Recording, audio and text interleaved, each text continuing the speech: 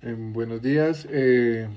Nosotros vamos a hablar sobre el ordenamiento territorial en Colombia a través del tiempo, explicando que Colombia, a similitud de Latinoamérica, obedece a una serie de variables internas y externas, principalmente de orden económico, que serán analizadas a continuación, pero en un principio obedeció a un sistema bajo el cual se ordenaron y repartieron los diferentes territorios caídos bajo el dominio español. Una consecuencia de un proceso histórico evolutivo en el cual la base primordial ha sido el conflicto y la denominación territorial, el cual ha llevado a una sucesión de precarios tejidos habitacionales sin ningún tipo de infraestructura y de elementos que no definen una imagen urbana, sumada al hecho de que no vislumbra una perspectiva del desarrollo. Si se considera que en la actualidad el ordenamiento territorial se plantea como una normativa que regula un uso del territorio, y es importante considerar el modelo de ocupación y explotación que se le ha dado y se le da origen al prototipo de ciudades.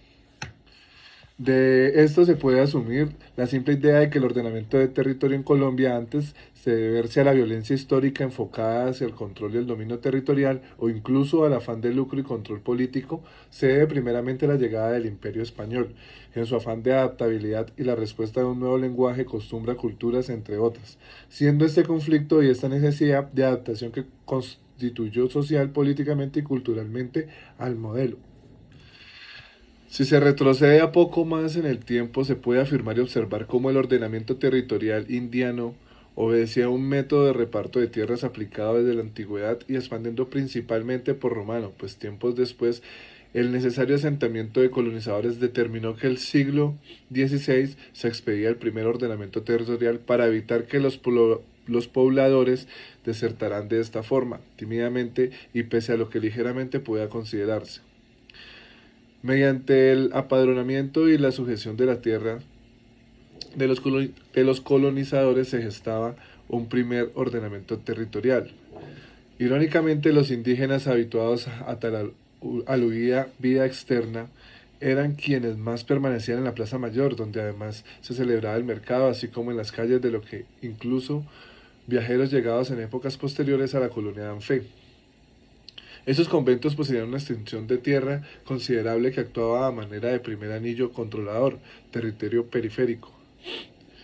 Es claro entonces el hecho de no requerirse de varias especies externas, pues estos existían tanto en el interior de las montañas como a escasa distancia de las áreas urbanizadas. El paisaje urbano derivado de este esquema resulta claro, la convivencia de los pobladores y autóctonos con foráneos,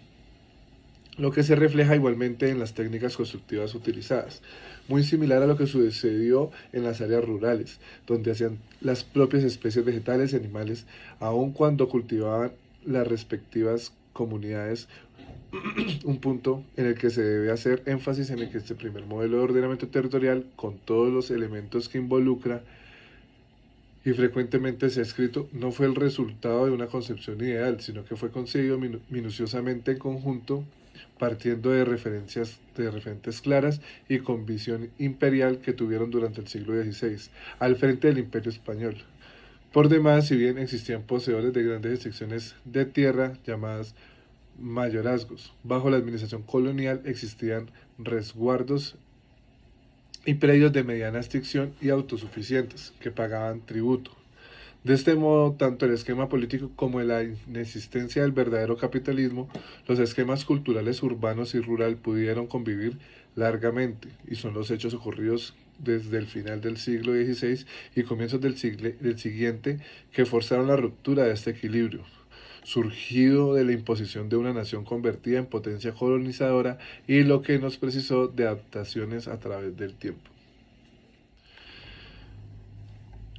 El caso de Colombia en 1989 ya se había expedido un documento proceso del POT. Y en 1991 ocurrió el mismo con la nueva carta política que vino a liberar espacios en esta. Y en otras materias surge de estas crisis de los planes de ordenamiento territorial. Como instrumento del nuevo orden mundial, esto hace prever una acelerada expansión urbana con un significativo incremento de las áreas edificadas y el desplazamiento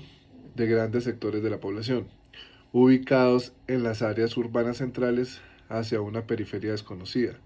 En un futuro próximo, en estas áreas de expansión, no vivirán sus pobladores tradicionales, sino que ocuparán gente proveniente de otros lugares, posiblemente de las potencias emergentes, cuya población desbordada invadirá el mundo que envejece.